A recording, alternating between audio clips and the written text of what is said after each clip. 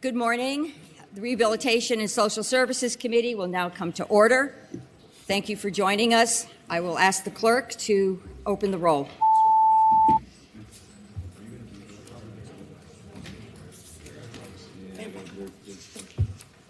You have a quorum, Madam Chair. Thank you. Colleagues, we're going to take care of a few housekeeping items. We have House Bill 2015, which is Delegate Higgins, and that has to be re-referred to Commerce and Labor, and I would like a motion and a second. Second. Do we have to open the roll on that? Yep. Yeah. Okay, clerk, please open the roll.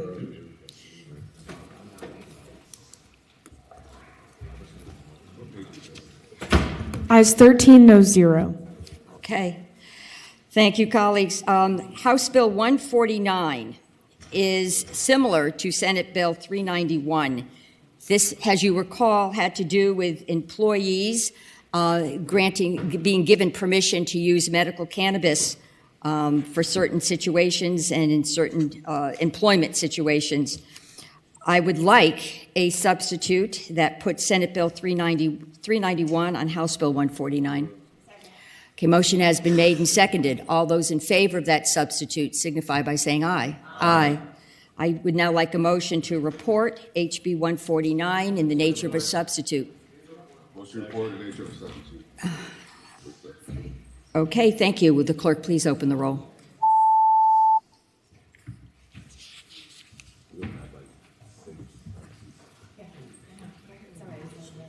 Ayes 9, noes 4.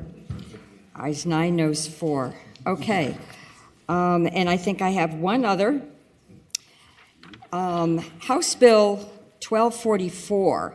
This had to do with isolated confinement, as you recall.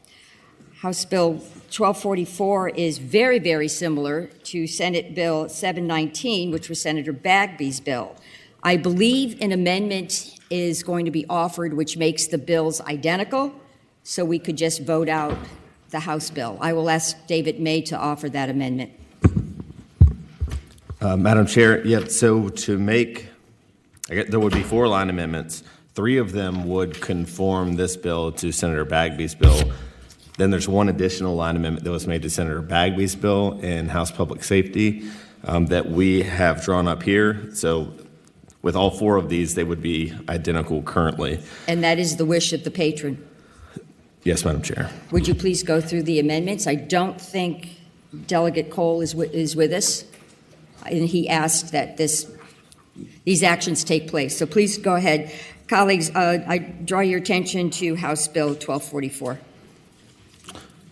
Okay, Madam Chair, the first line amendment will be on line 46 after designee, semicolon, insert Romanet 4, the placement is necessary for medical isolation as determined and documented by a licensed medical professional. The next is colleagues, are you comfortable if we adopt these in a block as opposed to one by one? I'm asking your preference. Okay, go ahead. All right, the second is on line 46. After designee or strike the Romanet 4, change it to a 5. Line 75, after time period, strike in any 160-day period.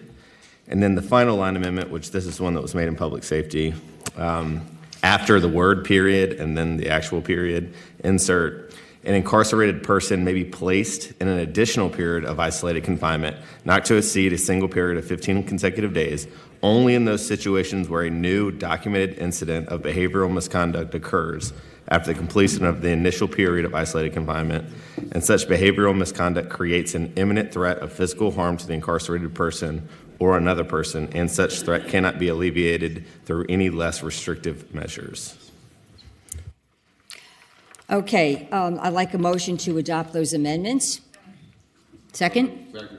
All those in favor of adopting those amendments, which now makes that bill identical to Senator Bagby's bill, signify by saying aye.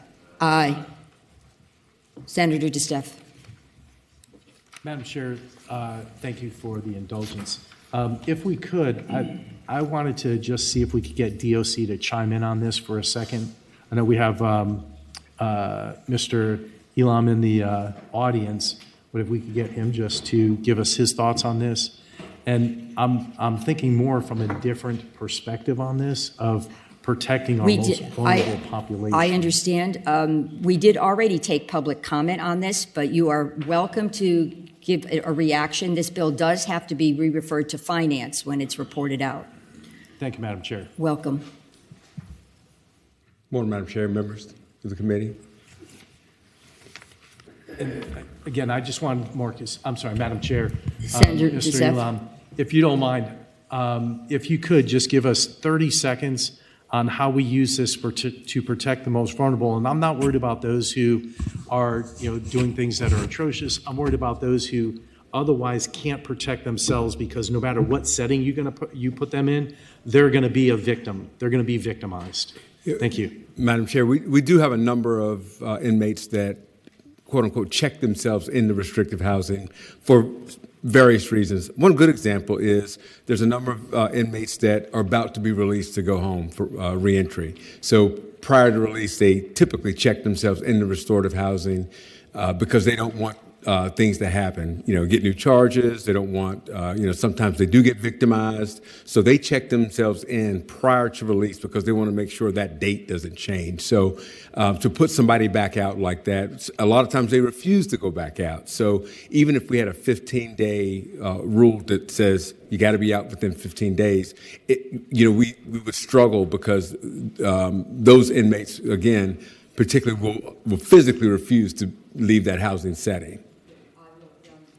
Mr. May, as I read it, though, there are some exceptions to the 15-day consecutive. And one of them if there's imminent threat of physical harm. So that can be extended. Mr. May? Yep, Madam Chair, I think that's what this newest amendment was about that was added in public safety, but I think what it would say is that I think there's a limit of 15 days over a 60-day period. I think initially was what the language was, and this allows for 15 additional days if there was a new incident of behavioral misconduct. I'm not sure if y'all have addressed as to whether they would actually be able to request to stay longer if that would apply in this situation or not, but this gives you one additional 15-day period. I'm not sure that it addresses that particular concern. This bill will be heard in Finance as well, and of course, you will have an opportunity to vote when it comes to the floor. Thank you. Thank you. Okay, colleagues, House Bill 1244 is before us, and it has to be referred to Finance. I'd like a motion to do so. To report the bill and refer to Finance. Second. Okay, the clerk, please open the roll.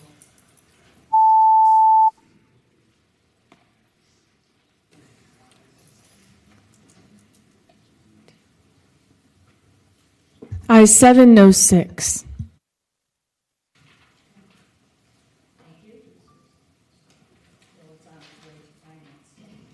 Okay, let's go to our regular calendar now. I would ask you to draw your attention to House Bill 457. This is a bill we heard before. It was similar to my bill, Senate Bill 80, until my bill went to Finance. So I will ask, the patron is here, Delegate Carlson, would you come forward?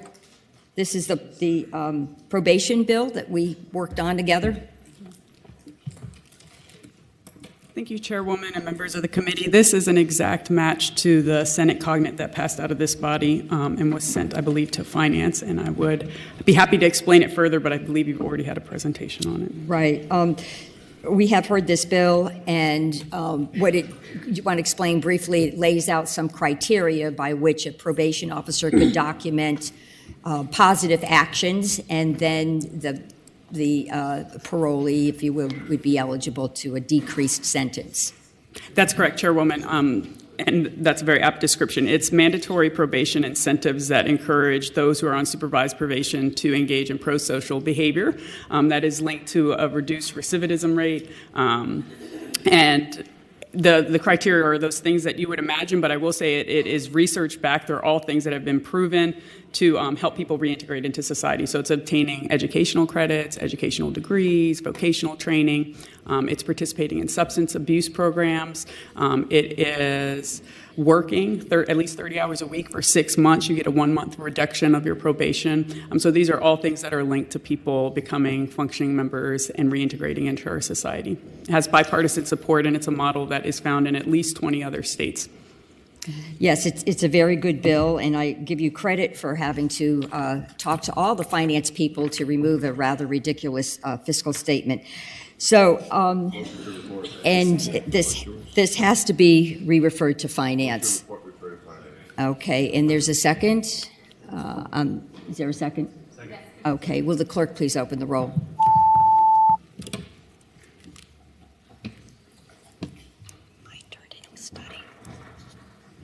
Ayes 7, no 7.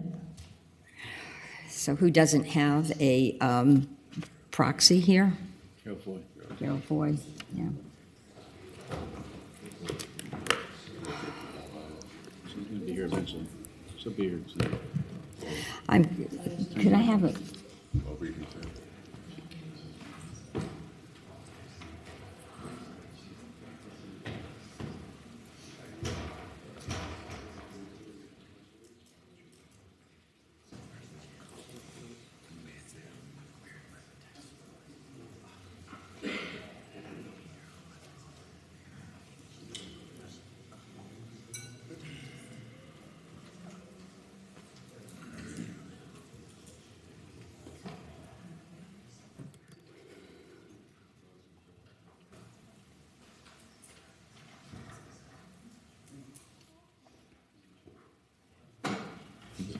Delegate Carlson, we're going to ask that this bill go by temporarily, Okay. Thank you. and then when it comes back, we will probably have a reconsideration of the vote. Sounds wonderful. Thank you. Okay, so it's going by temporarily. Thank you.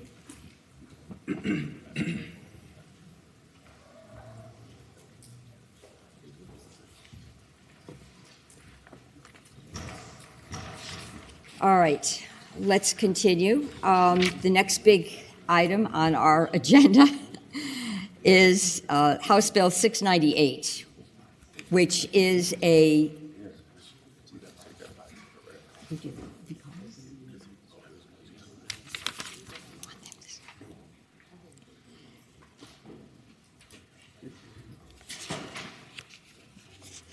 where did he go? I don't know.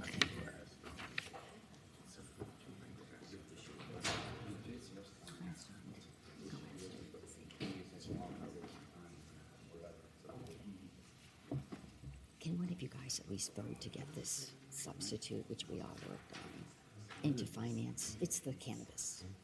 Yeah, let's go ahead. Turn your mic off.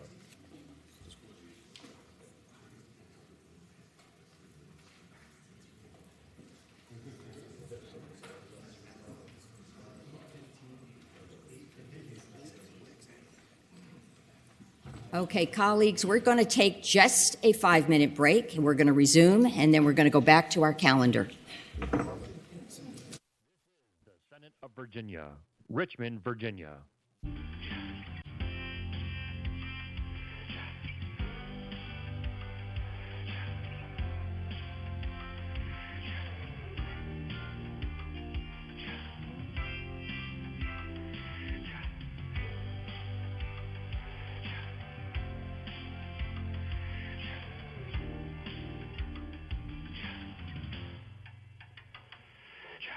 Senate Committee Room, A305.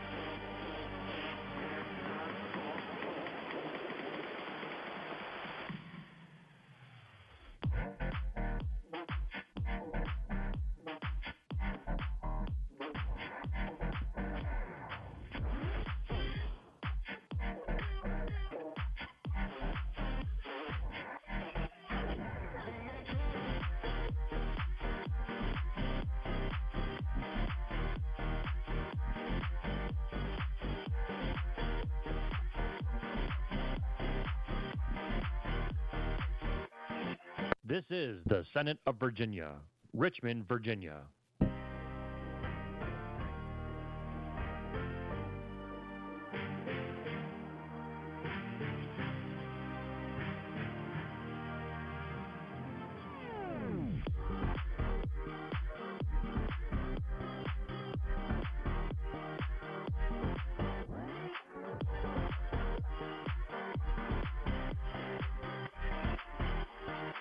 Senate Committee Room, A305.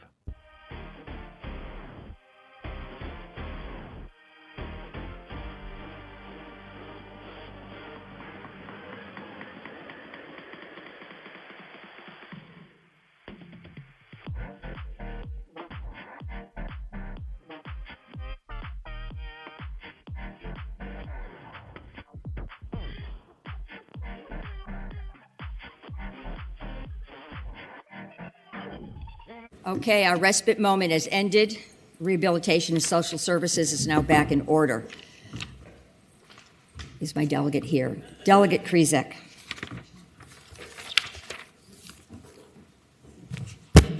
Morning, Madam Chair, members of the committee. Good morning. First, I want to thank Madam Chair for helping to facilitate our efforts to bring you this bill today. I know it's been a lot of work, and I appreciate it. Second, I want to thank Senator Rouse for his hard work with me to bridge this gap between our two bills, the Senate Bill 448 and this Bill 698, to create the substitute that's before you today. You may want to move the substitute. Second. Okay, a substitute has been moved and seconded. Let's hear about this substitute before we call for a vote to report it and re-refer it to Finance. So Thank it's you, a big Madam bill. So Thank you. let's go ahead. The substitute is essentially our compromise bill. Exactly. It's our consensus bill. Senator Rouse and I both found it very important to, in terms of transparency, to agree to what essentially, this is like an early conference report, to give both bodies ample opportunity to review and vote on the consequential and necessary piece of legislation. Fortunately, there was already many areas of agreement, such as in public safety, public health, enforcement, local land use, referendum, and regulatory oversight. So we came to a quick agreement on a 9% tax on retail marijuana products to keep prices low and reduce the cost advantage of illegal products. Next, we took up the three key policy areas where the bills differed. Thanks to creative and diligent efforts, the bills are now aligned with respect to those issues, which were 1, timing for the market, 2, canopy, and 3, equity. Here's what we did. In terms of timing, the applications for testing, cultivation, processing, retail, and transporter licenses will be accepted on September 1, 2024.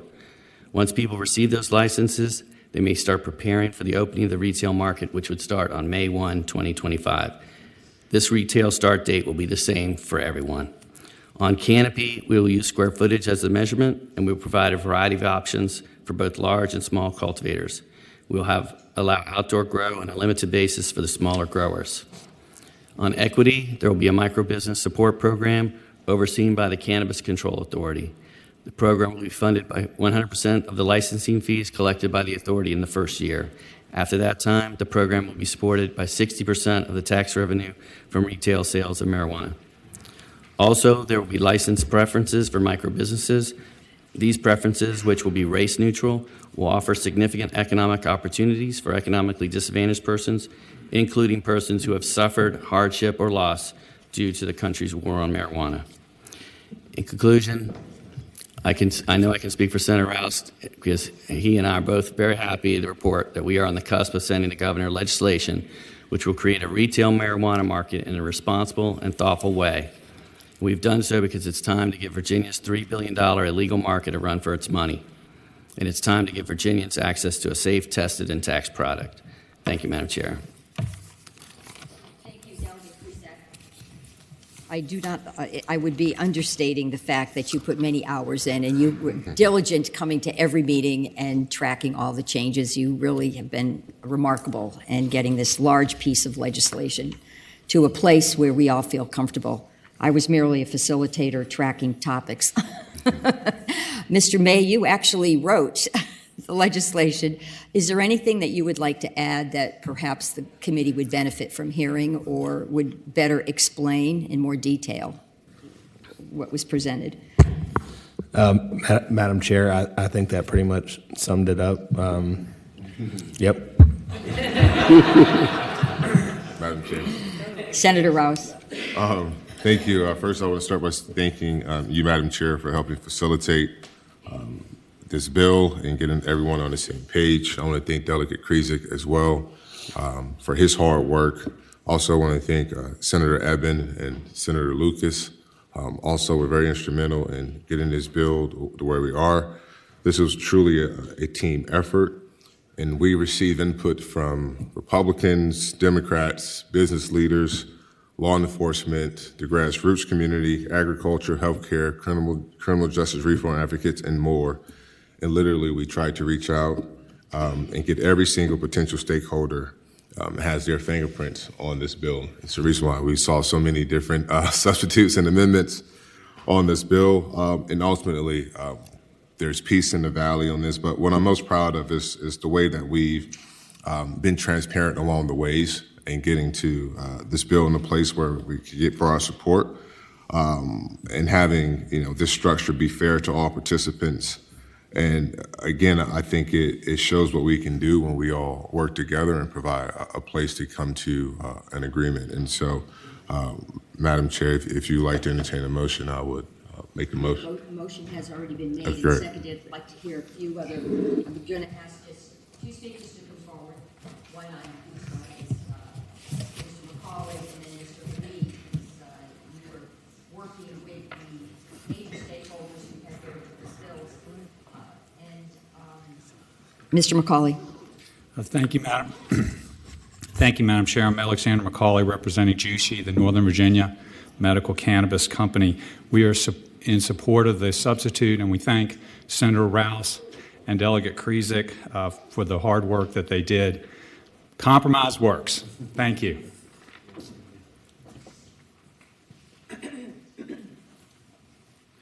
Thank you, Madam Chair and members of the committee. Greg Habib from Gentulak on behalf of the Virginia Cannabis Association. Thank you for all your hard work. We're excited to be here. As we've talked about before, this bill does not legalize marijuana. That happened a long time ago. This bill does not create a market for marijuana. We already have an illegal market counted in the billions of dollars. This is a public safety regulatory bill that regulates an existing market, allows fair access to everybody, creates jobs, generates tax revenue. It's had broad bipartisan support in the public. And we're excited that we have gotten here where we are with so many of your input. Thank you for all your work. We appreciate you advancing this bill. Thank you. Thank you. Senator Servo. I had a question for counsel. David, may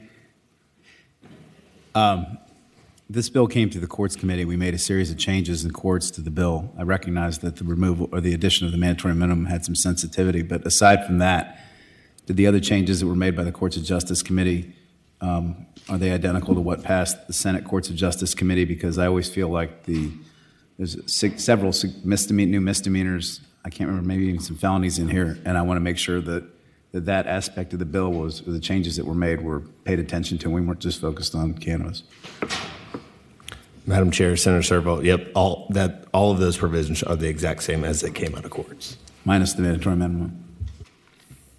Right? Sorry, Minus Madam the Chair. mandatory minimum. We took out the mandatory minimum. Madam Chair, Senator Servo, yep, we took out the mandatory minimum in finance and it remains out. Okay, thanks. We were very careful. One other thing I might add for the benefit of everybody, that we have an equity fund already established in statute, but it needs to be funded to make sure that our micro businesses really do have access to capital so they can start their cultivation and be able to get to the market on May 1. And the license fees for the first year will all be going into that equity fund. And I think that's a really good way of making the equity criteria work. Because all of this has to do with implementation. Okay, colleagues, I think we're very comfortable with this. I appreciate your patience. I appreciate the subcommittee members who heard this originally. Senator Servo and your subcommittee team heard this a while back, a very different version of it. We've done good work. I think this will be the bill that goes to the floor. And we have a motion to report this. It actually is a new substitute to HB 698, to report this in the nature of a substitute and re-refer to finance. That motion has been made and seconded. Will the clerk please open the roll?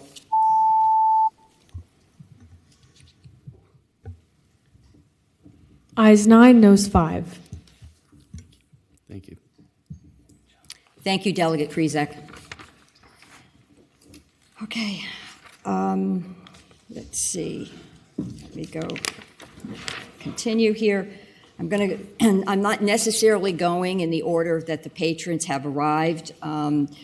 We're going in the order of sort of the complexity of the bills. So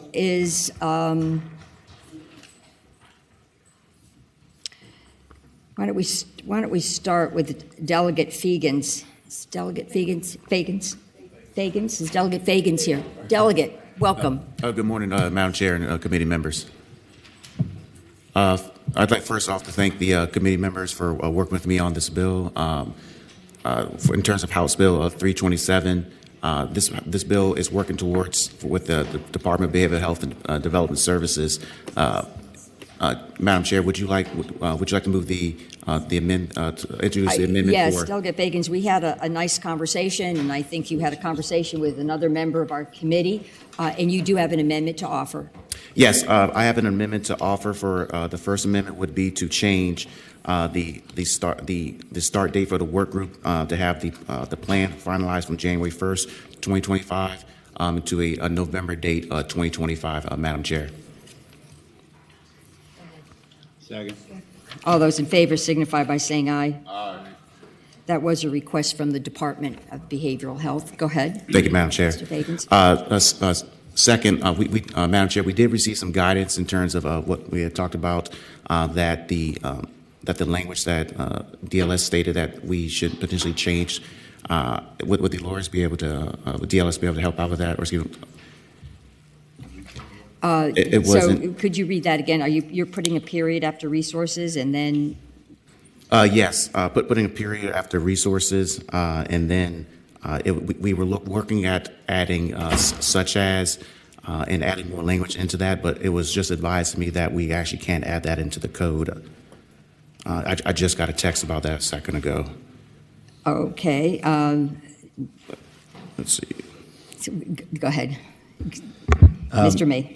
Yeah, Madam Chair, I think the amendment that was being discussed would have been on line 22 after such as. There was a suggestion of, I'm not sure exactly who it came from, but someone wanted to include language such as but not limited to, which we just don't put language like that in the code. Such as is by its very nature suggests that it's not limited to that. That's why we don't put that language in the code. So it would be my recommendation to not insert that language, but I will defer to the committee. Yeah, that is not our usual form. I know we talked about maybe putting a period after resources and saying the goal of which is to provide an individual with freedom, equity, and opportunity to participate fully in public life. Would you accept that as a framework? I would accept that if the other committee members would accept that. So moved. Okay, that amendment has been made and seconded. All those in favor signify by saying aye. Aye. I think that gives us a lot more flexibility, but it articulates our goal. Thank you, Madam Chair, for working with me on that. Do you have anything further you want to add? Nothing further to add to this, Madam Chair. Okay, very good. Did you bring any speakers? I think we understand the bill. We don't need to take public comment, but if you ask somebody to come, I will take public comment. That would be okay, Madam Chair.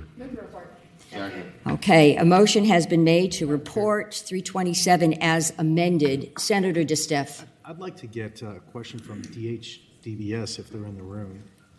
I hit slow down the process, but when I was reading this, I had a couple of questions for DHDBS.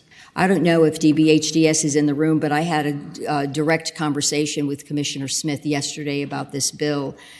And I know it sounds very comprehensive, but they are doing this already. And so they are prepared to present a plan. There's an understanding from my experience on the Behavioral Health Commission that having housing is a key factor in the rehabilitation of somebody suffering from substance use or a mental health disorder. They did not, Commissioner Smith felt this was right in the bailiwick of what they've been doing. That's just a conversation I had yesterday. If there is a representative from the Department of Behavioral Health and Developmental Services, you're welcome to come forward.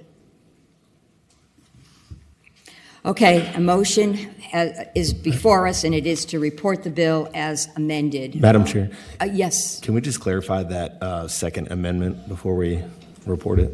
Yes, I think we put a period after resources and said the goal of inclusive housing is to ensure that that it provides the occupant with freedom, equality, and opportunity to participate fully in public life. Because that really is the goal of inclusive housing. That is correct, Madam Chair. So, can David read the whole sentence? Yes, Mr. May, would you like to read the whole sentence? And that would be starting with, for purposes of this act, and read it as we amended it. Okay. For purposes of this act, inclusive housing means housing that includes individualized accessibility features and ready access to essential community resources, period. The goal of inclusive housing is to provide the occupant with freedom, equality, and opportunities to fully participate in public life. Okay? Is she okay? Okay. Okay, I am going to ask the clerk to open the roll.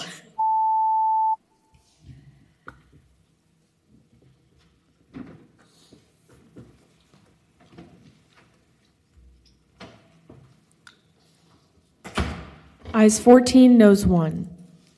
Thank you, Madam Chair and committee members. Thank you. Your bill reports as amended. Okay, let's see.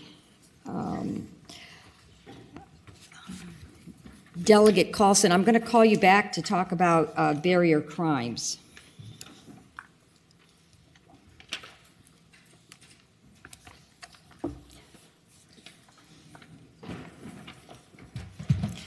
This is House Bill 453. Go ahead. Good morning, Madam Chair, members of the committee. Good to be back. So before you is House Bill 453 relating to barrier crimes for kinship foster care. It came out of the House unanimously. Kinship care is a beneficial tool in the foster care system. It builds on familial and communal strengths and ties to result in better stability for children, and it has been shown to improve outcomes and lead to better permanency. Or at least achieving permanency outcomes more often. Unfortunately, out of our pool of fictive kinship placements in Virginia, Virginia's stringent barrier crime requirements have led us to have a very low kinship placement in foster care. About only 14% of children that are placed in foster care are placed in kinship placements. This is a far cry from the national average of 35%. And I would just like to note, so this is a very scalpeled approach to expand the pool of kinship placements, and I want to just talk about the differences. So this is not stranger foster care. It is not when someone signs up to become a foster parent and then they are just in the pool, and then when a child is abused or neglected, we reach out to them. This is when a child is in foster care, so and they are a family member. So the grandmother, the brother, your uncle. It's the difference of me signing up to be a foster parent and getting a child I don't know versus if my brother ran into trouble and I needed to take in my nephew. And I'd also like to note that in this pool of what we call kinship foster care families, there are so many additional procedural safeguards that exist. When a child is found to be abused and neglected and put into foster care, there are numerous hearings, 5-day hearing, an adjudication at 30 days, a disposition at 60 days, 4-month review, a 6-month review, in addition to required monthly check-ins, services, and plans that have to be worked with the family in order to achieve the permanency goal.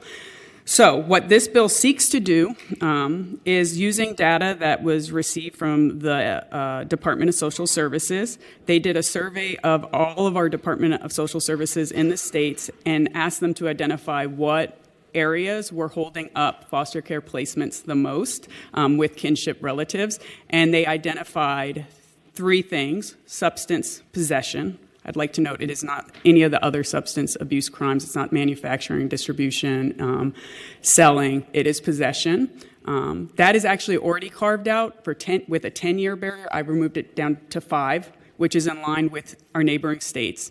Also, I added, this bill adds assault and battery, misdemeanor, assault and battery, one of those, and assault and battery against the family members. And that is based on that survey data of what departments were identifying as holding them back from placing with family members who otherwise they found to be highly qualified. The law also requires there to be a finding that this is not, that the placement is safe, and also none of those crimes can be involved in moral turpitude or abuse of a minor, obviously. And I'm happy to answer questions. I've quickly learned that I should try to get everything out in the beginning just in case, because I don't know how things are going to go, but I'm happy to take questions about this. Thank you, Delegate Carlson. We do have some questions, and Senator DeStep was in the queue first, but then I'm going to turn to Senator McDougal. Madam Chair, Delegate, and you and I have talked about this, and my biggest concern on this is line 87 and line 88, where it says, provided that 5 years have elapsed from the date of the conviction.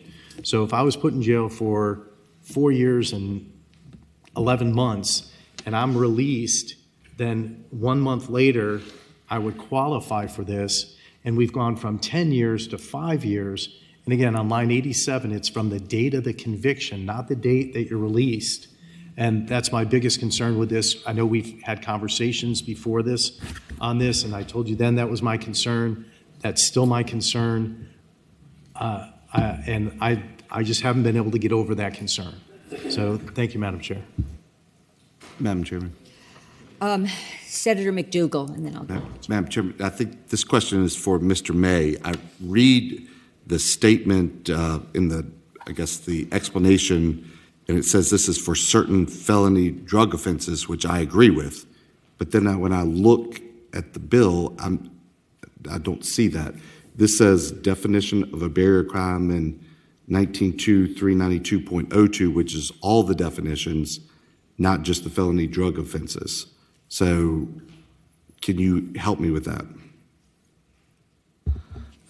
Madam Chair, Senator McDougal, I'm pulling it up now, but I believe that Clause 4 of 19.2.392.02 is just felony possession of controlled substance. I'm going to verify that in about 2 seconds.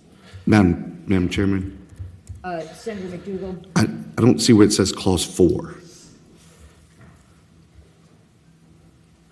Madam Chair, Senator McDougal, on line 84, it says offense set forth in Clause 4 of the definition of barrier crime in 392, and that would be subject to 5 years having elapsed. And Clause 4 in 19.2-392.02 is a barrier crime means, Clause 4, any felony violation of 18.2-250 or any substantially similar offense under the laws of another jurisdiction. Madam Chairman? Senator McDougal. And maybe Senator Perry reads these things the same way. Could we put Clause 4 behind could it be 19.2.392.04 Clause 4? Because when I originally read through that, of course, we're reading a lot of these things on the fly. I see what you're saying now, but it didn't initially look that way to me. I would consider that a technical I think amendment, but I'll ask that, because Senator Perry. I would move Senator McDougal's amendment if the delegate is fine with it. I don't think it changes anything, and clarity is always helpful to judges and attorneys. Delegate Carlson, are you okay with that technical amendment? Madam Chair, I think that's a wonderful amendment because I've actually had to explain that to several people. It's easy to miss, so it doesn't change. May I have a motion to move that amendment? And a second? All those in favor signify by saying aye. Aye. Okay, so that amendment is adopted. Madam Senator Chairman, McDougal. I would, it's probably one of the times that Senator DeStef and I don't agree. If you're looking at possession of substances, typically, I mean, there are very, very few people that are receiving active jail sentences for a lengthy period of time for possession. I think our goal, and we've talked about it in other bills that have come through this body, is to try to make sure that family members can take care of family members. And I think that this is a good idea to let that happen. So you still have to meet all the other requirements. They still have to be qualified. That's right. This is just what's a barrier to get there. So I don't have some of those same concerns because this is focused on people who had possession charges. This is not all That's the correct. others. That's so correct. I'm going to move to report at the appropriate time That's as amended. excellent. Senator DeStefano. And Madam Chair, and I agree with Senator McDougal on that portion. However, I disagree with the fact that you're now reducing it from 10 years to 5 years, and it's from the date of conviction. So you can serve 4 years, 11 months, and then a month later, you can literally adopt one of your relatives. So that's where I personally would disagree on this one. And Madam Chair. Delegate and I have had that Not every conversation. bill is perfect, so we have to make decisions. Senator Perry.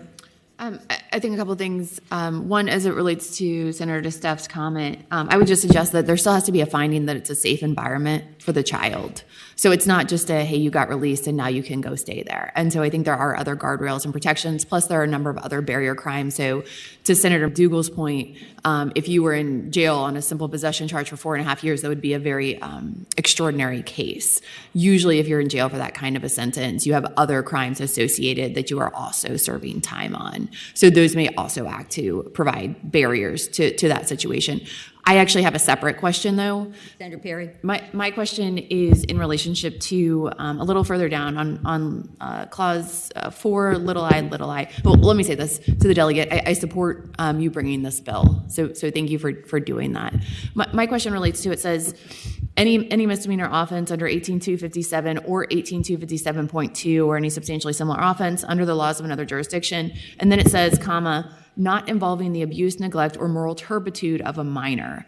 My question is related to this. 18257.2 is assault and battery of a family member. And that definition of family member can include if you beat your children. Okay, and the phrase abuse or neglect or moral turpitude, the phrase abuse, the way that we commonly think of that is in 182.371.1, which is felony abuse and neglect. And those are two very different standards. The abuse and neglect felony is very difficult to prove, and most of those offenses fall under the 18257.2 statute. So my question is, I would have deep concerns about, and I've prosecuted a number of cases where people have inflicted very serious harm on small children. And I don't think those cases are covered by the language of the statute. So my question is, would you be willing to accept a friendly amendment that includes excluding people who assault and batter, just including that language in the abuse, neglect, or moral turpitude? I don't think you're intending to leave those cases out, but that's my question for the patron. Actually, it sounds like a reasonable amendment. Would you be willing to second that? Madam Chairman, I agree with Senator Perry on this. Is the best way to do that any misdemeanor offense under 18257 or 572 involving a minor? So it just takes all the ones involving a minor out? I think that makes a lot of sense. I don't think we're trying to take someone who has abused a child, assaulted and battered a child, and then turn over other kids to them. I think that would be a situation that's very concerning to me. Okay, so Senator Perry, I'm going to expect that you withdrew your amendment and you're going along with Senator McDougal's. I would love to go along with Senator McDougal's amendment. Okay, so, maybe David May, could you read to us where we are? Sure, Madam Chair. I think that actually makes the amendment really easy if we do it that way. All we would do is on line 86, at the very end of the line, strike the, and then on 87, strike abuse, neglect, or moral turpitude of. So the sentence would read, misdemeanor violation under 18257 or 57.2, or any substantially similar offense under the laws of another jurisdiction, not involving a minor, provided that 5 years has passed. That's a good amendment. Could you move that? So moved. In second? Okay, all those in favor of adopting the second amendment signify by saying aye. Aye. Okay. Move to report as amended. Okay, excellent. Motion has been made to... I have one last question, and then I promise I'll shut up. Yes, you will, because I won't call on you again. You're trespassing on our time, but go ahead, Senator DeStefano. Madam Chair, I'm going to be very quick. So the way we've just done the latest substitute, you can beat your spouse, and you can go to jail for that, and you can beat your spouse and have drugs on you and get charged with both of those and serve 4 years, 11 months, and then when you come out a month later, you can get a child. I think Senator McDougal wants to speak. Madam Chairman, the misdemeanor provisions, you cannot receive a sentence greater than 12 months, or if a bill passes 364 days. But with that, the maximum time you would serve, because we have 2-for-1 sentence credit on misdemeanors, would be 6 months. So logistically, that's not possible on the misdemeanor. Senator DeStefano, I really appreciate your working through this. Are you at a place where you're comfortable? Madam Chair, a felony drug charge and beating a spouse, I'm just not good with either of those, but I'm ready to vote. Okay. All right. A motion has been made to report this bill as amended, and we had 2 amendments. Please open the roll.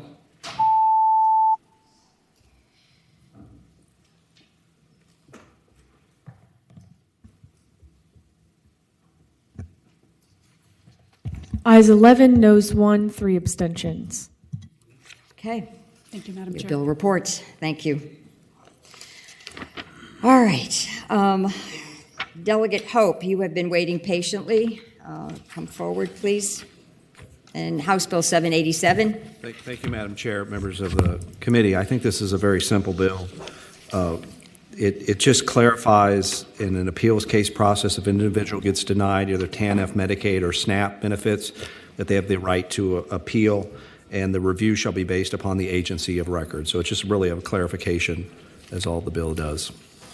I have one question for you, Delegate Hope. I thought this was already current law, that the Administrative Procedures Act does, it does allow for an appeal.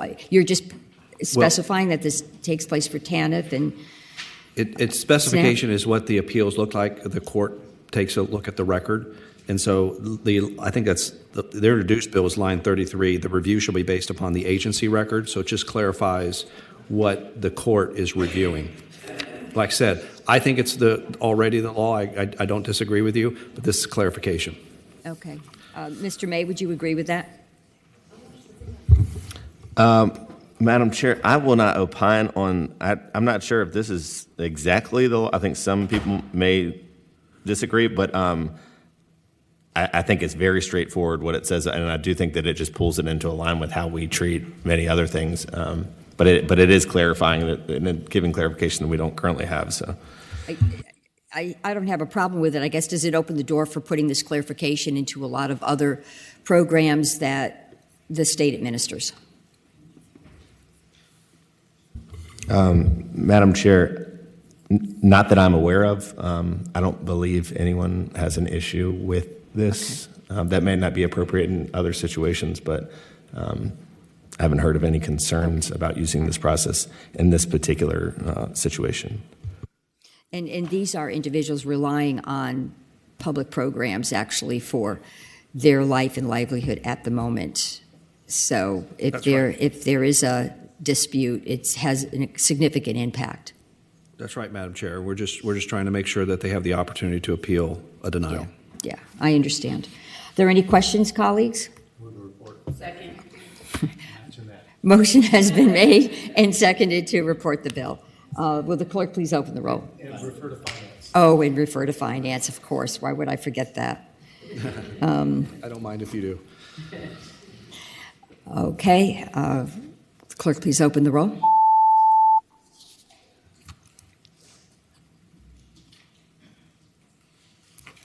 Ayes 15, no 0. Okay. Ayes 15, no 0.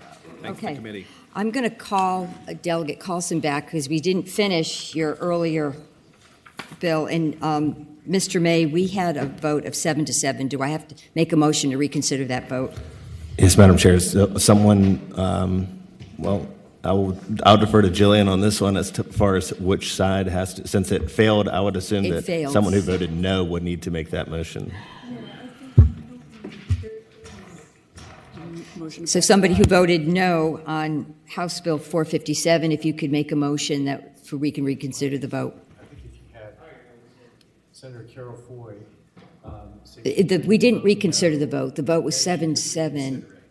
So if Delegate Carol Foy went to the clerk and said, yes, I want to vote no on this, then she can I think it reconsider would be cleaner if we just reconsidered. I will ask Mr. May for his advice.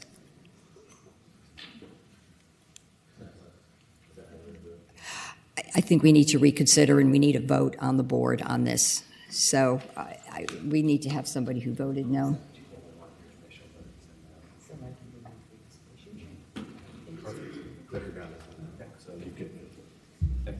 That's how I would do it. Yeah. So it's nice. Okay, are you okay with that?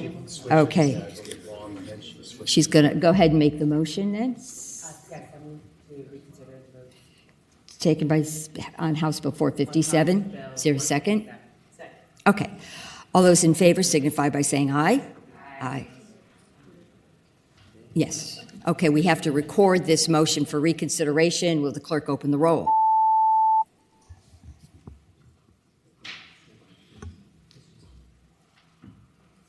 Ayes 13, no 0. Okay. All right. The bill is before us. This bill is exactly like the bill you all voted out. It was my Senate Bill 80, and this committee voted it out unanimously. And then it went to Finance, and there was a very, very large fiscal statement, surprisingly, because it would ask probation officers who already are serving as probation officers to file information with the court about progress a parolee was making in rehabilitation, like either gathering more college credits or work experience or other things. So we've heard this. My bill turned into a study because of the large fiscal statement. Delegate Carlson's bill, again, exactly like mine, they worked with the fiscal, I guess Speaker Scott and others worked with finance people and sort of figured out that the impact was not as great as we originally thought. So, and we do have to re-refer it to finance. So the motion is okay. Okay. Will the clerk please open the roll?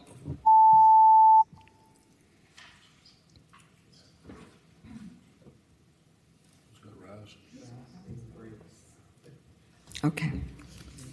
Ayes 15, no 0. Ayes 15, no 0. Okay. Good work. We are moving along here. Delegate Rasool. House Bill 801. Thank you, Madam Chair, members of the committee. Senate Bill, House Bill 801 is similar to Senate Bill 378, which this committee voted 13-0 to 2, which had free communications within our Department of Corrections. This is a much narrower bill that says that they will employ the lowest available rates and also removes the commissions that may be associated with, Madam Chair. I just want to note that Senator Boysko's bill, I guess, died in finance, but your bill is much narrower as I read it. Is that correct? That's correct, Madam Chair. It's much narrower. We very significantly limited any impact by just saying that they'll procure the lowest available rates and also eliminated the commissions associated. I think this is reasonable. I don't have a note about referring this to finance. Should I, Mr. May? I don't have that note. Madam Chair, it has not been requested, and I did have one technical amendment, if the committee would indulge me for 1 second, on line 25. After system period, the department there should be capitalized because that's referring to the Department of Corrections, which is a defined term. Got it. Okay. That's a technical amendment. May I have a motion to capitalize department? So, second, all those in favor signify by saying aye. Aye. Okay. So that technical amendment has been made. Madam Chair. Yes, Senator Perry. If I could just ask a question of Mr. May. Yes. And the patron. And speaking with Senators Salim, I think there's another proposed amendment. I don't know if he's had the conversation with the patron or not, but I can propose it, and the patron can say whether or not he likes the amendment. That you propose what? I'm sorry? Are you making another amendment? Yes. A potential amendment. Go ahead. Yeah, Madam Chair, if this bill is moving forward with this new technical amendment, the way it is right now, I think it would be best to move it to the floor that way, then that'll be fine. You would move it to where? I think it's probably okay the way it is at this point. Senator Perry. I'm sorry, I'm confused by the delegate's statement. I think he said two separate things. He doesn't want any amendments, or he wants it amended now. Delegate Rasul. Madam Chair, I believe that the bill is fine the way it is right now. Okay, I'll offer the amendment, and the members of the committee can decide. Please. It's not my amendment. I'm doing it for someone else. But 53.1-35.1, that code section, that part of the statute, there's a one little I, shall not prohibit in-person visitation, and then the amendment would be second little I that says shall not exclude any inmate from using the system except for temporary appealable disciplinary purposes in direct response to misuse of the system by the inmate. So that just goes between 1 and 3. I think the intent of it is that if there is a situation where someone is in the middle of a disciplinary process, then there is some authority to temporarily take that into account. I'm really not sure. So the intent of the amendment is, can you maybe put that in simpler terms, because Madam Chair. I'm not sure what you're trying to achieve. Delegate Rasul. Madam Chair, yeah, I'll tell you exactly what the amendment is meant to do, because it's actually a very good amendment and clarifying, but I want to make sure everybody knows what we're trying to vote on. This was in the bill, one of the substitutes before. What this allows is to ensure that there's no limiting of who can use the technology. Right. The Department of Corrections would like to limit it because they believe that there are certain offenders that they do not want to use it. In particular, maybe certain sex offenders that they do not want to use it. We are the only state in the nation that does not that has this provision in place where we have some limitation. So the amendment is very strong. I'm in conversations with the administration to try to make sure we actually work this in the end, because we think that limitation is not very reasonable since we're the only state. And so so I appreciate the amendment very much. I wasn't in a position because we're trying to keep the conversation going, and I don't want anyone to feel like we're doing something on the fly. So I think it's a great amendment. I'm hoping that that's where the bill will continue to move, and I want to make sure everybody knows what what's happening in the conversation. Madam Chair. I'm happy to withdraw the amendment, and Delegate Rasul and Senator Salim and the governor and all of those folks can get together and decide if there's language that they can all agree on. Thank you. And I want to make sure I thank the Senator Perry, for offering up the amendment and for doing this, as I think that there's a lot of work that needs to be done here. I would feel more comfortable. Thank you. I think the amendment really requires a lot more time and consideration. Okay, so the bill is before us, does not have to go to finance, and it was amended. Madam Chair, I just had one quick question, if I can. Sure, yes, Senator Bryce. Madam Chair, I didn't know if someone from DOC wanted to talk, but I understand they make commissions on this, and that's kind of how they pay for the system. So would that be absorbed, Madam Chair, Delegate Rasul, in Department of Corrections budget? Or where are they going to get the extra money to do this? Is my only question. I understand it's not going to finance, but there is a financial implication to this. Thank you, Madam Chair, Senator Reeves. Actually, what we found out subsequently is that in this specific section with regards to electronic visitation, that there aren't currently commissions. There are commissions on other parts, which may be part of future conversations, but are not today. So there's no impact, or if anything, de minimis. Chair. Yes, go ahead. Sorry, Senator Dr. Reeves. Russell.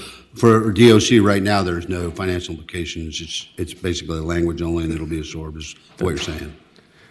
Madam Chair, Senator Reeves, that is correct. Okay, thank you. Okay, motion has been made to report the bill as amended. Okay, and there was a second. Okay, will the clerk please open the roll? No. For whatever reason.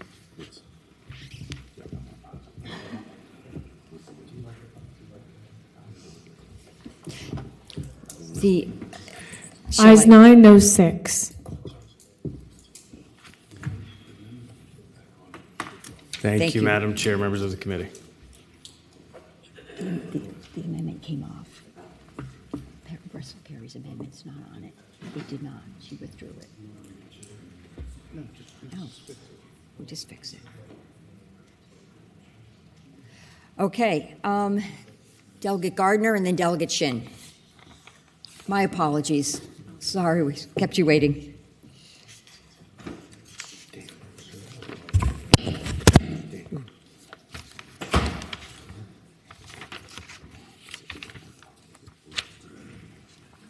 Delegate Gardner, okay, I ask you to move to House Bill 317. Thank you. Good morning, Madam Chair. Good morning. Of the committee. House Bill 317 makes the necessary amendments to the current code to ensure consistent application of the Office of the Children's Ombudsman. This bill cleans up the code related to the office. It adds children's residential facilities to the definition of the Administrative Act and the other provisions regarding the OCO's authority to investigate agencies to be consistent with its investigation of other types of agencies.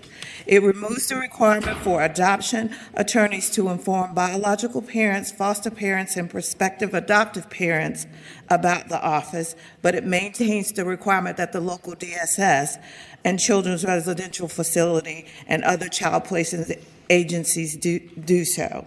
It authorized the OCO to interview children in foster care who submit a complaint to the OCO or who are the subject of an investigation. Interviewing and communicating with the child who submits the complaint is essential to the ability of the office to review the complaint and assist the child. I also have the director of the Ombudsman office here if you have any technical questions. Madam Chair. Is there a question? Senator Reeves? I don't have a question, but at the appropriate time, I'd like to make a motion. Okay, well, why don't we take some testimony? Mr. Reynolds, you are the Children's Ombudsman, and do you have a comment on this bill? Good morning, Madam Chair, members of the committee. Eric Reynolds, Director of the Office of the Children's Ombudsman. I want to thank Delegate Gardner for carrying this bill. It was at my request to make some technical changes to clarify the authorities that this office has with regard to licensed children's residential facilities and children who are residing in those facilities, so that it's consistent throughout our statutes as to what our authority is over those facilities. Substantively, it also clarifies that the office has the ability to interview children who submit a complaint, foster youth who submit a complaint to the office, or who are subject to our investigations, so that we can ensure that we can hear their voice and interview them as appropriate. So it sort of completes your ability to do a full investigation. Correct. Yes, ma'am. Okay. Madam Chair. I think that's very, very great. Is there any other speakers? Okay, Senator Reeves. Madam Chairman, let me thank the delegate as well as our ombudsman for the work they're doing. This committee has spent several years getting us moving forward on foster care, so thank you for the work that you all are doing. And with that, Madam Chair, I would move to report. Okay, the bill has been moved and seconded. Does not have to go to finance. Looks like it's in good shape. Will the clerk please open the roll? Ayes 15, no 0. Thank you, Madam Chair and committee. 0. Thank you. Okay, I think I said Delegate Shin was next. Okay, Delegate Shin, where are you? House Bill 912? Yes, ma'am. Okay. Thank you, Madam Chair, members of the committee. The bill I'm presenting today, House Bill 912, looks really familiar to bills that I've introduced in years past. It's been a work in progress for a few years. The bill was trying to address the overcharging for goods and services sold in the commissary and for telecommunication services in local and regional jails. The substitute that we passed in the House is the proverbial peace in the valley and represents that some sort of an agreement between reform advocates as well as our local and regional jails and sheriffs. Currently, jails provide really the bare minimum of sustenance, toiletries, blankets, and other items necessary for existence.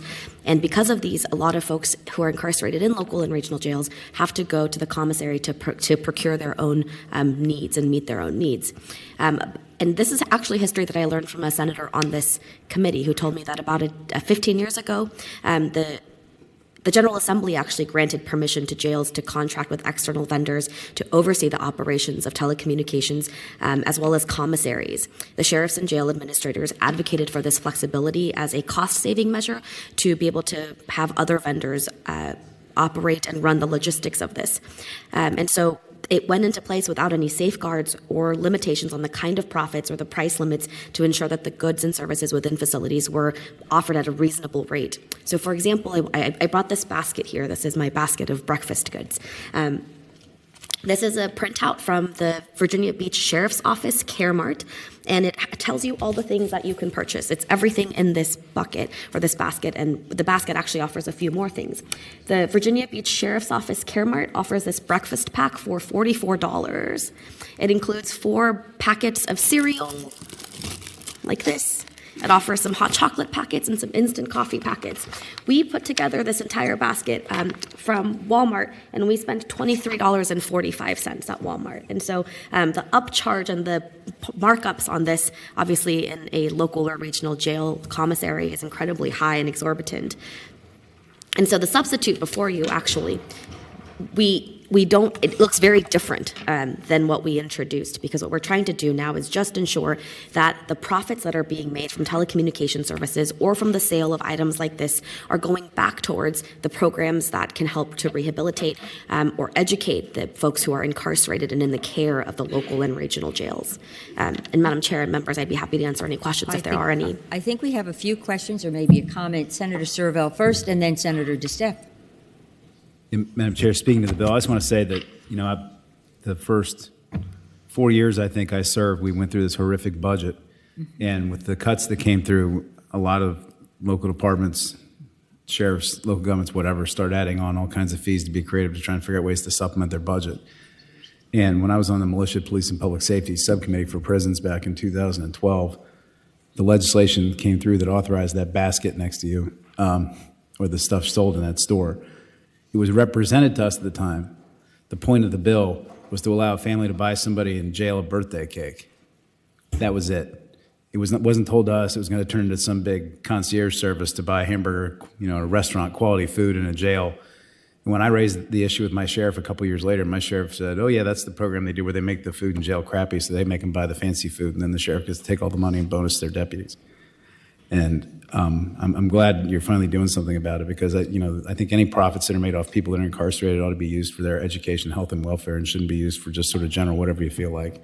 And I'm glad you focused on this. Yes, this actually articulates something that the jails have always told us they were doing. But let's put it in code, I think, is where you're heading. Senator DeStefano. Madam Chair, two points on this. One, I did the same thing, and I'm glad that Delegate Shin used Virginia Beach Sheriff's Office, Madam Chair, because I took the same thing and I went to Meriwether's. And I said, okay, on the oatmeal that Virginia Beach Sheriff's Office pays 99 cents for, we pay $2.99. For the cookies they pay 99 cents for, we pay $1.99. So we pay almost 3 times what the Virginia Beach Sheriff's Office charges here at Meriwether's. So I just wanted to point out that I know you can probably get it cheaper at Walmart, but we in the General Assembly pay more right here for that. Sure. But Madam Chair, the question I have for the delegate is, Delegate Shin, I like the way you've structured this. I don't have any issues to that. But our sheriffs use this for jumpsuits, cups, trays, their re-entry programs. mental health programs. I just want to make sure that where we're talking about this, and let me pull up the substitute, if I can get it up, that we're not limiting it, because the way I read this, I think it might limit it to not allow them to use this for reentry programs, mental health programs, and specifically things like jump suits. I know for a fact that the city of Virginia Beach, and I checked on this morning, they spend $130 a day per inmate. Accomack is almost 3 times that. So I would just say, it does say rehabilitative services for the benefit of inmates, so that seems very broad, but I will ask Mr. May to respond. So your question was you want them to be able to use it for supplies and other things that the... Madam Chair, yes, it's Okay. jumpsuits, cups, trays, reentry services for things to the inmates, but here we're specifically putting for the benefit of the inmates to include behavioral health, substance abuse, and rehabilitation services, but reentry services are one of the things that our sheriff uses it for, and this is not listed specifically here. If we just said for the benefit of the inmates, period, I think it would cover that. The one that I'm concerned with is we're kind of now describing and limiting that. Let's see what Mr. May says. Madam Chair, Senator DeSteff, I think that's probably a fair point as far as, limiting it. I think the 3 primary directives of how the money is directed to be used under the bill is for education, recreation, and medical.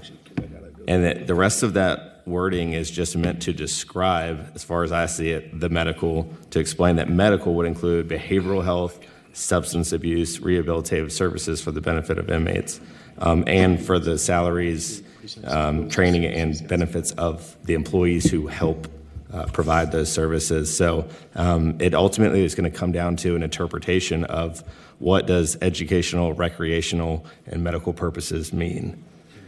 They will have to be able to tie it to one of those 3 to use the net profits. Will regulations be issued interpreting those? Regulations be issued interpreting Madam Chair, behavioral health, substance abuse, and rehabilitative services?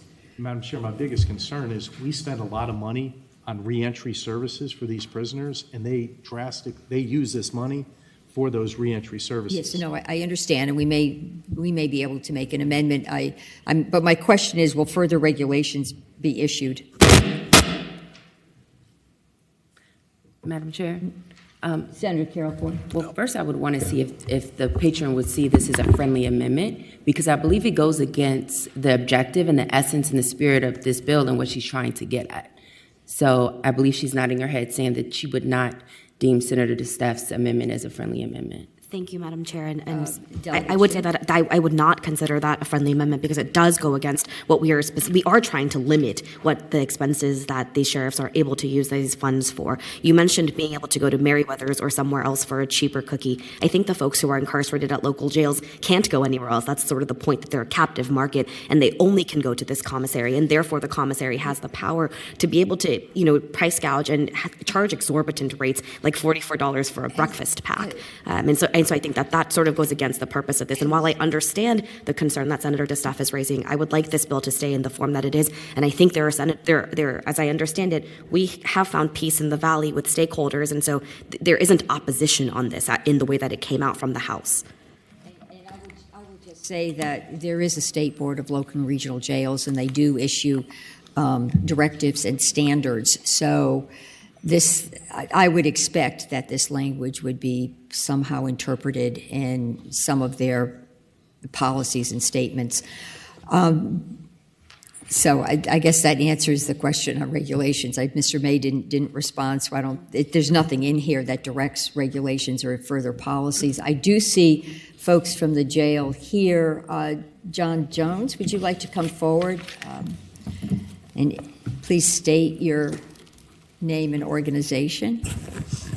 Good morning, Madam Good morning. Chairman and members of the committee.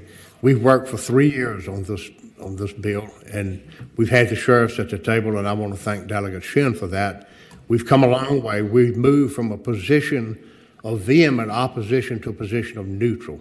And So we're here to say, this bill, the way it came from the House, we're neutral on it. We don't oppose it, but we do support Senator DeSteff's amendment. I guess my question is, rehabilitative services, in my mind, would include reentry, but that's how I would interpret it. I don't know if that's the nomenclature, and I don't know if rehabilitative services in the past has been interpreted to include reentry services. When you're rehabilitating somebody, the intent is to prepare them for reentry into society. Well, the three areas it could be interpreted, but I think Senator DeSteff's amendment makes it abundantly clear that it can be used for reentry. And that's an important component of the way we help inmates.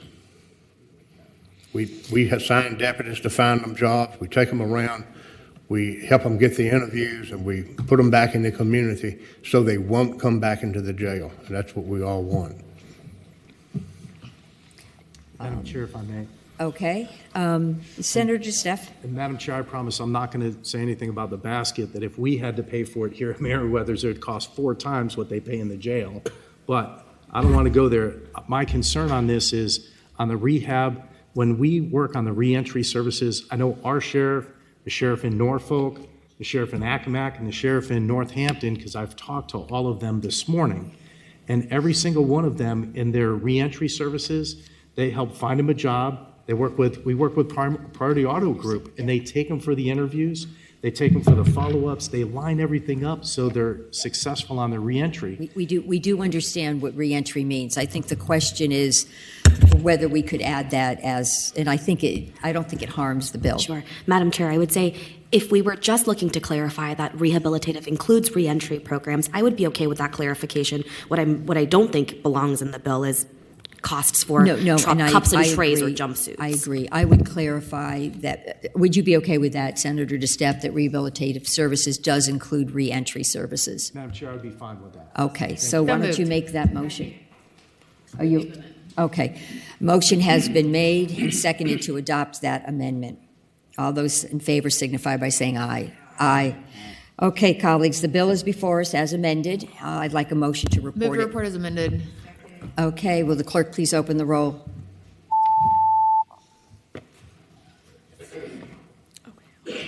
Thank you, Madam Chair and members.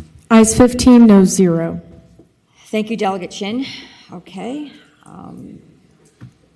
15, no 0. Okay, I think the next person who was in a rush, Delegate Cherry. And my apologies, you have waited patiently. I hope you found the meeting interesting.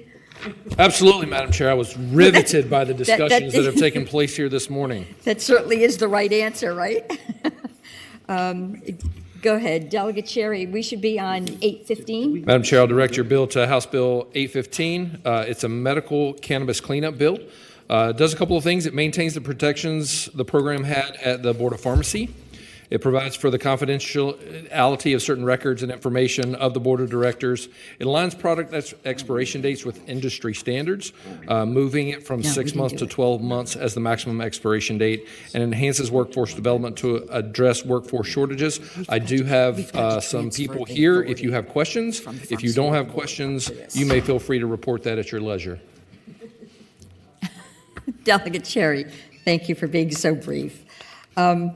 My understanding of the bill is some of the functions that were supposed to be transferred from the Board of Pharmacy to the CCA actually didn't happen.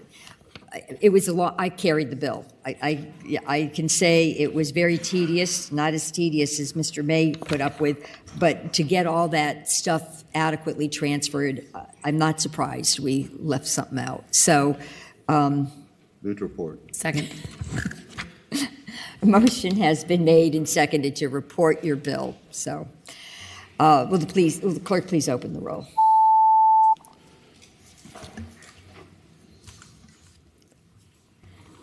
Ayes 15, no 0. your bill reports. Madam Chair, I would have another request. I have Delegate Coiner's 479. Yes. I would ask that if you would allow me to present that, I'd be happy to, or please take it by for the day. Her daughter's having surgery, and so she asked me to come on her I behalf. think she'd want us to hear it. It's a straightforward bill. Yes, ma'am. Go ahead. It's House Currently, the Bill code requires 479. physicians to perform inmate physical examinations. In Virginia, nurse practitioners and other licensed medical practitioners who are part of a patient care team can diagnose and treat patients. This changes the code section to allow nurse practitioners and physician's assistant to perform inmate physical examinations. It increases the department's capacity to medically screen the inmates upon their arrival. Senator McDougal? Is there a representative from the department? Would you like to speak?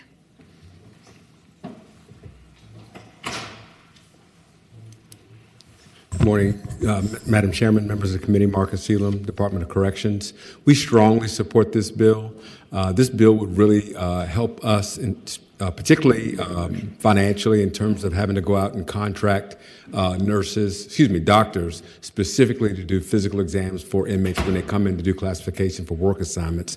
And this bill would also get us in line with what normal medical protocol is for normal people and under normal medical standards. So we do strongly support this bill. Yes, colleagues, we're just allowing different practitioners, like a licensed nurse practitioner or a licensed physician assistant, rather than a licensed physician, to go ahead and do this. And I believe, is this best practice? Mr. May. Madam Chair, I just wanted to point out, and I'll defer to how the committee wants to proceed on this, but the bill is basically, it adds in two different practitioners, right? It adds in that a licensed nurse practitioner can do the examination and a licensed physician assistant can do the examination.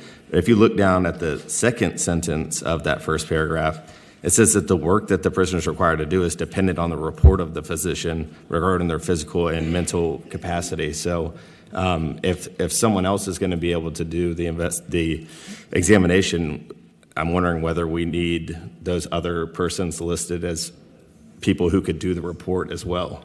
The work that a prisoner is required to do shall be dependent upon the report of the physician. I think you need to add the others as a technical amendment. And I would accept that as friendly. Would you find that friendly? Okay. Motion has been made and seconded. Colleagues, you know where we are? Okay. Madam Chairman. Okay, that's in better shape now. Senator McDougal. I think this is really smart because it lets people get out to programs faster, and it's consistent with what we all do of going to Better Med or Minute Clinic or anything like that. That's what we all do now for our families, and this lets us be able to do it in DOC. So I move to report as amended. Okay. Motion has been made to report as amended. I think she would find that a friendly amendment. Will the clerk please open the roll? And Coiner said yes, she would like that amendment as well. She was listening? Ayes 14, no 0. Ayes 14, no 0. Okay, please tell Thank you, the bill Madam Chair. reports as amended. Okay. As well. Yes. Delegate Delaney. Good morning, Madam Chair and committee. I have HB 1268 when you're ready. So the bill before you would allow probation and parole officers to refer probationers directly to a community corrections alternative program called the CCAP prior to a court proceeding as an early intervention. So this legislation would allow early intervention and a timelier utilization of the CCAP as a resource to reducing risk and providing education, career development, and treatment services. In addition, this legislation will enhance public safety by utilizing the resource prior to the probationer committing multiple technical violations and or new criminal offense. Due to the opioid epidemics and ongoing need for substance use disorder services for probationers, along with the limited number of service providers throughout Virginia, CCAPs can better serve as a substance abuse treatment referral, recognizing that existent treatment service gaps are in geographical areas. This change would enhance probationer access to residential treatment services. This allows probation and parole, I keep saying parole officers to utilize CCAPs more efficiently and effectively address supervisees' risk and treatment needs prior to the accumulation of technical violations or supervision for new criminal offense which enhances public safety.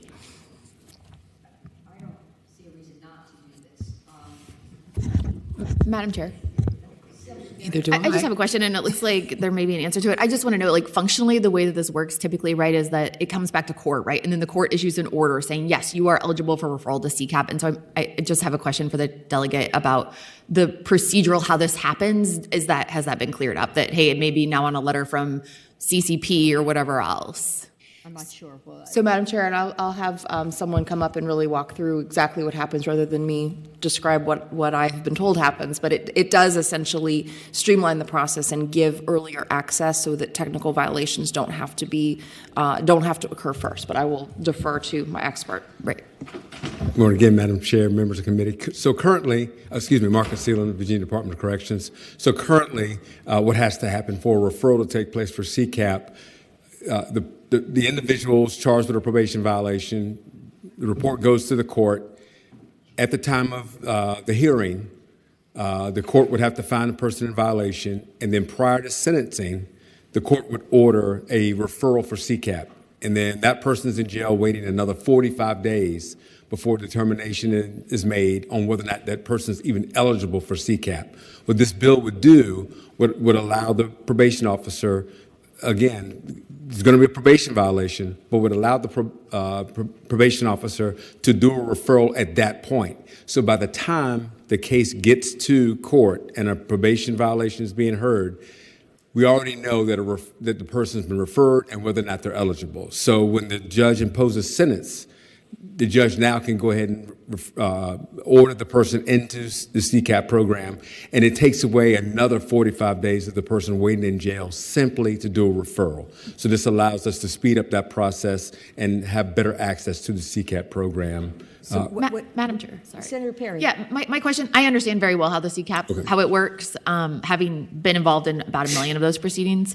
My question isn't about that. I totally support the intent, and I think that's great to have it, because then when you're there, you can, are they eligible, are they not, or have they been accepted into the program, have they not? I think all of that is wonderful and great. My question is, like, typically the way this comes about, right, is the court issues an order and says, I find that I refer this person over to CCAP. Yes. That will not happen anymore because this is all going to happen prior to the case going to court. So my question is, procedurally, is the probation officer going to write a letter to CCAP and say, hey, I'm referring this person? Is it going to be on a form from the Office of the Executive Secretary? My question is, like, how does that functionally happen? It's a functional question. Excellent question, Madam Chair. So because that is a function currently of the Department of Corrections already. There's a referral packet that the probation officer fills out and forwards that on to the CCAP referral unit to get the assessment completed. That's already a process in So place. once the assessment is completed, I think Senator Perry's question is, then how is the court informed? Is there a There's a notice? formal letter that's provided to the probation officer that says the person is eligible or not eligible, and then that's forwarded on to the court. That's currently what we do. But it's, again, now it's during the court proceeding. This could be done prior to the court. This would be done prior to, but the court would still want to know that this is going on. Yes. So that's, I think Senator Perry's point is she wants to make sure the court knows because this is happening prior to. Would that be part of your administrative procedure? Would you be putting that in a regulation? That would be part of our procedure, and then we would put that in a violation report that's already forwarded on to the court. Does that answer your question? Yeah, that sounds great. Thanks. Okay. All right. It's always good to understand things when make sure we know how they're implemented. Yeah, a motion has been made to report, and there is a second, and it has to be re-referred to finance. I'm not really sure why. I don't have that noted. I don't have that noted on my list. It was added to the docket. 1268. The last minute. Okay, all right. Motion to report refer to finance. I apologize. Yep, motion has been made to report and re-refer to finance. Will the clerk please open the roll?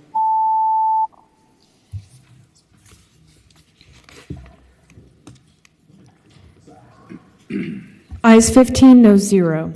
Thank you, Madam Chair. Thank you, committee. Thank you, delegate. Okay.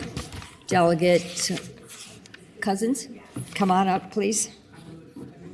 Sorry for the wait. And then Delegate Simons, you'll be next. I don't know if she's still here. I think she had to run back to CC&T. Okay. Delegate Cousins, you'd like us to look at 1405? Yes, thank you, Madam Okay. Chair and committee members. One of the biggest obstacles Virginians face when they are released from incarceration is obtaining a government identification. The lack of identification is a massive barrier to successful reentry into society after release, often making it impossible to apply for jobs or housing. This bill requires the DOC and DMV to ensure that incarcerated Virginians obtain identification before they are released. It also asks the DMV to expedite, to the extent possible, issuing these identification cards. And I do have some people here to speak in favor of the bill. I have a question, Madam Chair. Thank you, Delegate Cousins. Would this be a more of a proactive measure before someone is released? You know, if they're or this reactive after they're released? So this would be a proactive measure to try to make sure that people have their ID before they are released. Thank you. And just speaking to the bill, I want to thank you for this bill. I've had very close family members who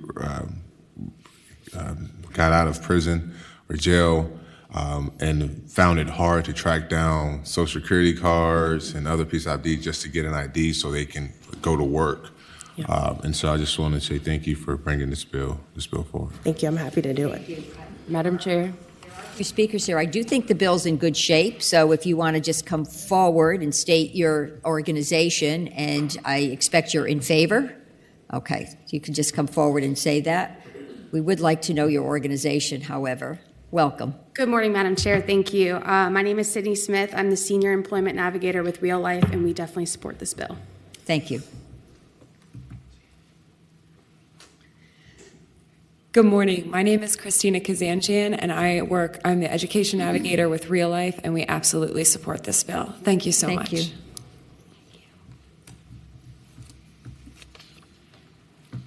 Good morning, Madam Chair. Eleni Polis with the Virginia Chamber of Commerce. We also support this bill. Thank you. Good morning, Madam Chair, members of the committee. Taj Mayenheft with the Humanization Project, also steering committee for the New River Valley Reentry Council. And in both of those capacities, we absolutely support this bill. Thank you. Good morning, Madam Chair, members of the committee. Sean Winato speaking on behalf of the ACLU of Virginia. Would you support the bill? Good morning, Madam Chair, members of the committee. Chuck Mayer representing Julian Legal. We strongly support the bill. Thank you. Madam Chair, committee, Salim Kalfani, Virginia Interfaith Center for Public Policy, and we support the bill. This does have to go to finance, but I understand that there will be a report due back November 1st, so we might be able to understand how well this is working, which I appreciate that in your enactment clause. All right, colleagues, the bill is... Madam Chair, very briefly. Okay, Senator Carol Ford. I just want to thank the patient for bringing this. I can tell you that as a public defender, a lot of my clients have all their life belongings in a trash bag. And so once they're arrested, it gets discarded. And this is a huge barrier to reentry, to get health insurance, for veterans to get connected with services. So I just really, really appreciate we putting forth a lot of practical bills this session that's really going to help a lot of people who need it the most. So I have a motion to refer to finance. So you have a motion to move it and re-refer to finance. Senator DeStef. Oh, my apologies, Senator French. Senator French. Yeah, I'd just like to say, I think it's program to help these individuals get all of it. The program to get these individuals back with the belongings and the credentials they need is fine. I just have a problem with the expedite part of it, put it in front of the people. The DMV is already a roadblock for a lot of people. So a program to get it, but the expediting part over top of our regular citizens out there fighting with DMV is the problem I have. I appreciate your comments. Senator DeStef. Madam Chair, if I could just respond to that briefly. DOC already does this. I did call on Senator DeStef, and then I'll come back to Okay. you. Senator DeStef. Madam Chair, and I'll help you with that.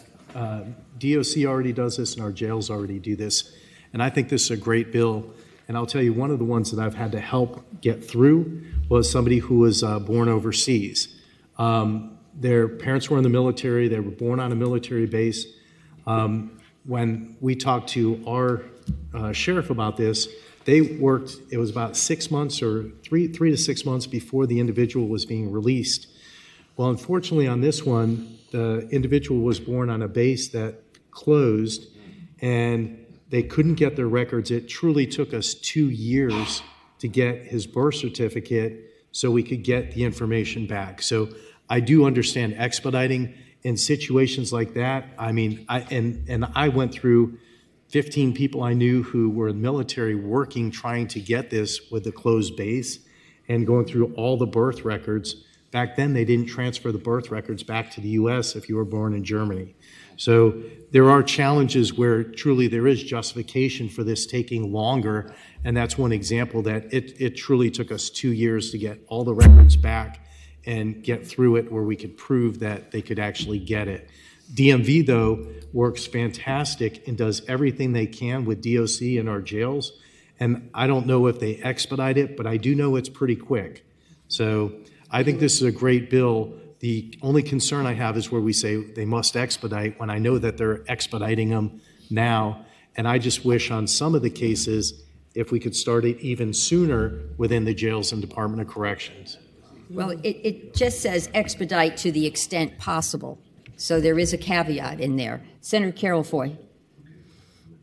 Thank you, Madam Chair. So I was just going to mainly say what Senator DeStef said, that these are things that have already been done. And when we know the potential release date for inmates, they do have caseworkers. They do have workers who ensure that, do you have housing? Do you need services? Do you need identification? So there is a runway. It's not just you're about to be released tomorrow, hey, let's get your ID. It is a practice, and it'll be done in a expedited fashion because they have the caseworkers who will be notified when they're about to be released and who will get to work on this. So I think it's a fantastic bill. Thank you, and I would hope we move this. Did you make a motion to report and re-refer to finance? Okay, a motion has been made and seconded. Will the clerk please open the roll?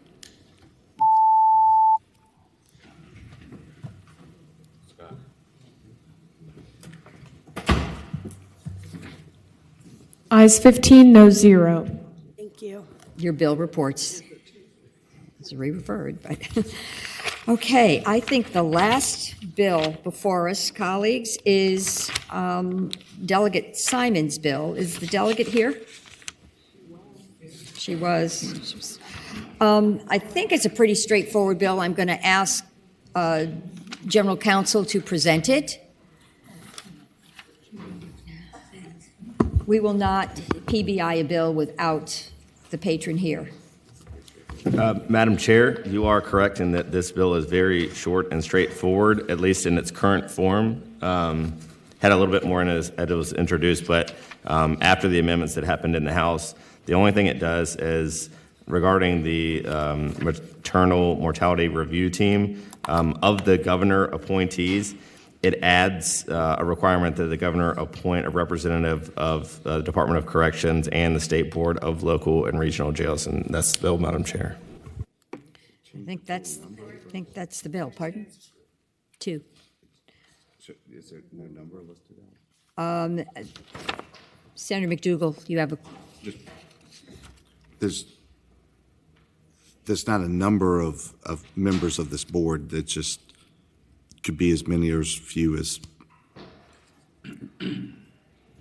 Madam Chair, Senator McDougall, yeah, that's correct. No, I get where you're going, and normally we do have a set number, and we would have to adjust all that given that we're adding a couple representatives. But in this case, it's kind of more of a, we don't know exactly how many people are going to be on there.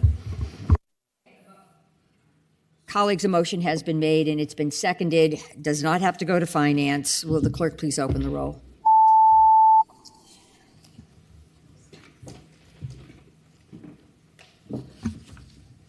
Ayes 15, no 0. Okay, ayes 15, no 0. Okay, Mr. May, is there anything I am neglecting on our, That's it, Madam Chair. okay, thank you. I'll take a motion to adjourn. Second, all those in favor signify by saying aye. Committee stands adjourned. Senate of Virginia, Richmond, Virginia.